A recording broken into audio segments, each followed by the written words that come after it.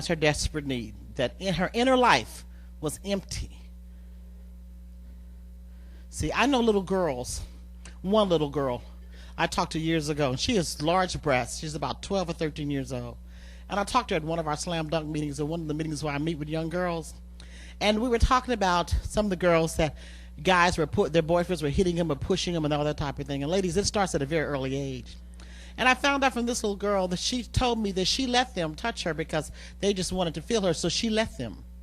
And I said, well, honey, why do you let them do that? And I was telling her to value her body, who she was as a person, and strengthening her and all that type of thing. But you can't do that in 5 minutes. I really wanted to say, where's your mama?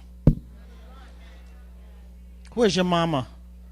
You know, a mother can only give what she have. I found out the mother's the one that need mentoring. Why would your daughter need to give herself away to little boys so they could feel on her, so she could feel some attention?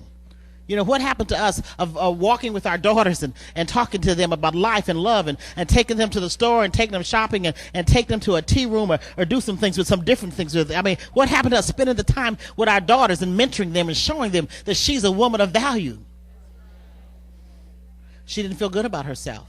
If your daughter doesn't feel good about herself, why don't you know that? Why don't you know it? If your daughter has low self-esteem, why don't you know it? And if you know it but you ignore it, that's sin. Why would you ignore the fact that your daughter, if she is sleeping around, or your son, something's wrong? Jesus said there's a much, much deeper need. The inner life is empty. He said, go call your husband. She said, I have no. Jesus knows your marital status.